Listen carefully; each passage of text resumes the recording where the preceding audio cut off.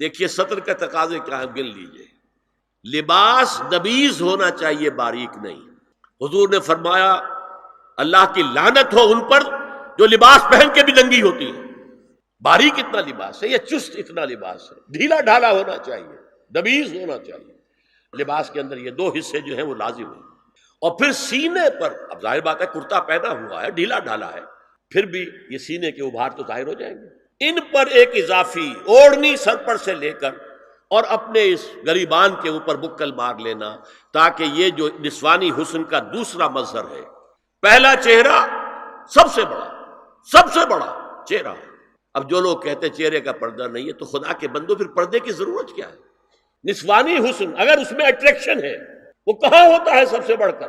مظہر اول کون سا ہے نسوانی حسن کا؟ چہرہ ہی تو ہے. اب میں ذرا شرم کے ساتھ کہہ رہا ہوں، لیکن یہ اپنی شاعری کے کچھ الفاظ آپ کو سنا رہا ہوں. یہ لب لعلین کہاں ہوتے ہیں؟ چہرے پر ہوتے ہیں یا کہیں اور ہوتے ہیں؟ یہ عارض گلگوں یہ کہاں ہوتے ہیں؟ چہرے پر ہوتے ہیں یا کمر میں لگے ہوتے ہیں؟ یہ چاہے زقن، تھوڑی میں اگر کچھ کھڈا پڑا ہوا ہو، چاہے زقن، یہ تعریفیں جو شاعری میں ہوتی ہیں یہ کہاں ہوتا؟ یہ مژگاں کے تیر یہ کہاں ہوتے ہیں؟ یہ نرگسی آنکھیں یہ کہاں ہوتی ہیں؟ اور ستواں ناک یہ کہاں ہوتی ہے؟ چہرہ ہی تو ہے. سب سے بڑی اٹریکشن تو چہرہ ہے. اسی کو نہ چھپایا تو پھر اور کیا چھپایا؟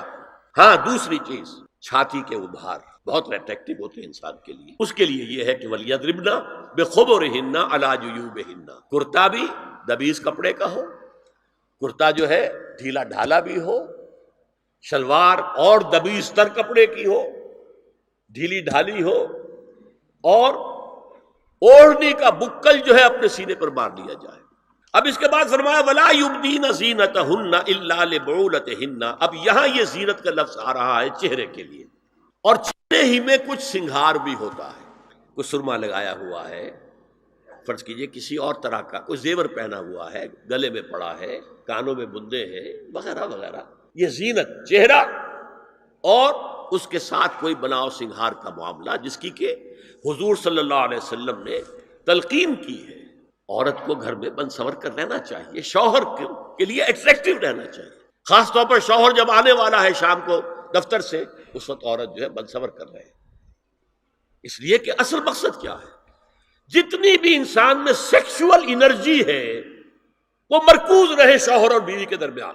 یہ فلسفہ ہے، ادھر ادھر نگاہ جائے نہ.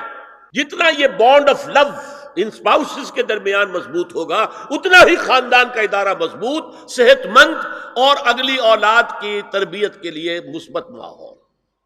اب ان کے لیے کہا گیا کہ چہرے کی زینت، اور چہرے کے اوپر اگر کوئی بناؤ سنگھار ہے، زیور ہے، تو اس کی زینت نہ ظاہر کریں. مگر اب یہ یہاں تفصیلی آئی ہے، جو محرم ہیں ان کی تفصیل، اور میں بیان کر چکا ہوں.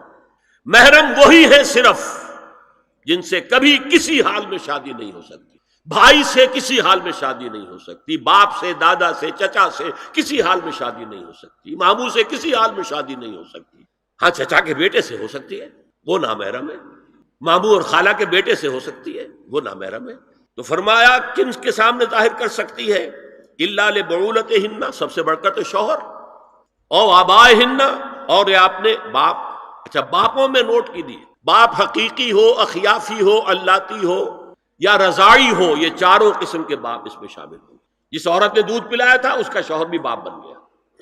او آبائے بعولتہن، اپنے شوہروں کے باپ، یا ابنائہن، ان کے اپنے بیٹے. بیٹوں میں بھی آئیں گے چاروں، اللاتی، اخیافی، عینی اور رضاعی. او ابنائے بعولتہن، اور اپنے شوہروں کے بیٹے، ہو سکتا ہے شوہروں کی اور بیویاں بھی ہوں، تو ان کے بیٹے بھی جو ستیلے بیٹے ہیں وہ بھی محرم ہیں، ان سے کسی شکل میں کبھی شادی نہیں ہو سکتی. او اخوانہن، یا ان کے بھائی. او ابنائہن، یا اپنے بیٹے. او ابنائے بعولتہن، یا اپنے شوہروں کے بیٹے. او اخوانہن، یا اپنے بھائی. او بنی اخوانہن، یا اپنے بھائیوں کے بیٹے. او بنی اخواتہن، اپنا بھتیجا، شوہر کا بھتیجا نہیں، اپنا بھتیجا محرم ہے، اپنا بھانجا محرم ہے، شوہر کا بھانجا محرم نہیں ہے. او نسائہن، یا ان کی عورتیں، اپنی عورتیں، جان پہچان کی عورتیں.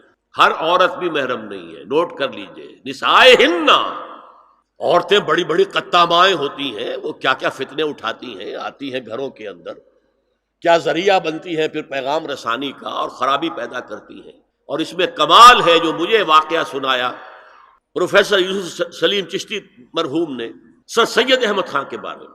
اب وہ زمانہ یاد کیجیے سر سید کا، ابھی انگریزی حکومت باقاعدہ جو ہے وہ ملکہ وکٹوریہ کی شروع ہوئی ہے، روب کتنا ہے انگریز کا، اور لیفٹیننٹ گورنر جو ہے یو پی کا وہ کہتا ہے سر سید احمد خان سے کہ ہماری میری بیگم آپ کے اہلیہ سے، آپ کے گھر والیوں سے ملنا چاہتی ہے۔ سر سید نے جواب دیا ہماری عورتوں کا اجنبی عورتوں سے بھی پردہ ہے، ہماری عورتیں آپ کی بیگم سے نہیں مل سکتی۔ میرا سر جھکتا ہے۔ او ما ملکت ایمانہن، یا جو ان کے داہنے ہاتھوں کی ملکیت ہو، باندیاں غلام۔ اس میں عرض کر چکا ہوں کہ اس میں کافی اختلافات ہیں۔ یہ بھی ہے کہ اس سے مراد صرف باندیاں ہیں، غلام مرد نہیں۔ یہ بھی ہے کہ مرد بھی ہے، اور یہ بھی ہے کہ مرد جب تک کہ وہ بالغ نہ ہو۔ لیکن میں اس بحث میں یہاں نہیں جانا چاہتا، یہ پھر فقہ کی بحث ہو جائے گی۔ اب التابعین غیر اولی الاربہ، کچھ ایسے لوگ بھی ہوتے ہیں، کوئی کسی کے گھر میں کوئی اندھا آدمی رہ رہا ہے، یا کوئی اور کسی وجہ سے کوئی مریض ہے، اسے آپ نے پناہ دے رکھی ہے، انہیں عورتوں سے کوئی سروکار نہیں ہوتا۔ اب الطفل الذین لم یظہروا علی عورات النساء، یا وہ بچے کہ جن پر ابھی عورتوں کے پوشیدہ حالات واضح ہی نہیں ہے، پتہ ہی نہیں ہے انہیں، ابھی انہیں جنس کا کوئی احساس ہی نہیں ہے۔ یہ ہے فہرست جو دی گئی ہے کہ جن کے سامنے عورت کھلے چہرے کے ساتھ اور اپنی جو اضافی زینت بھی ہو، کوئی زیور وغیرہ یا کوئی بھی سرما وغیرہ ڈالا ہوا ہے یا کوئی سرخی کوئی لگائی ہے معمولی سی، تو اس کے ساتھ آ سکتی ہے۔ اور یہ وہ رشتے ہیں کہ جن سے کسی حالت میں بھی نکاح نہیں ہو سکتا، لہذا وہ ذہن ادھر جاتا ہی نہیں ہے، نارمل آدمی کا ذہن ادھر جائے گا ہی نہیں۔ ہم رہ رہے ہیں کہ اب نارمل فضا کے اندر، جس کو میں نے کہا انسیسٹ بڑھتا جا رہا ہے، اس کی مثالیں ہمارے معاشرے کے اندر اب بڑھتی چلی جا رہی ہیں۔ وَلَا يَضْرِبْنَ بِأَرْجُلِهِنَّ لِيُعْلَمَ مَا يُخْفِينَ مِنْ زِينَتِهِنَّ، اور چلتے ہوئے اپنے پاؤں زور سے نہ ماریں کہ ان کی زینت ظاہر ہو جائے۔ اگر کوئی پازیب پہنی ہوئی ہے، کوئی جھنجھنو وغیرہ ہے، تو اب اگر پاؤں مار کر چلے گی تو خام خواہ ذہن جائے گا بیٹھے ہوئے کا کہ کوئی خاتون جا رہی ہے، پلٹیں گے، دیکھیں گے، نگاہ دیں گے۔ یہاں تک اس کے علاوہ یہ بھی ہے، تعطر کے بارے میں فرمایا ہے کہ اگر عطر لگا کر کوئی عورت گھر سے نکلی ہے، اذا استعارت المرأة فمرت على القوم ليجدوا ريحها فهي كذا وكذا قال قولا شديدا۔ یہ ابو داؤد کی روایت ہے، حضور نے فرمایا جب کوئی عورت عطر لگا کر، خوشبو لگا کر نکلتی ہے کہ لوگ اس کی خوشبو سونگیں یا اس پر مطلع ہو جائیں تو ایسی ہے، ایسی ہے، بہت سخت الفاظ حضور نے استعمال کیے کہ جس کو راوی نے نقل نہیں کیا۔ دین کی بات پھیلانا صدقہ جاریہ ہے، ثواب کی نیت سے ویڈیو کو شیئر ضرور کیجیے۔ جزاک اللہ۔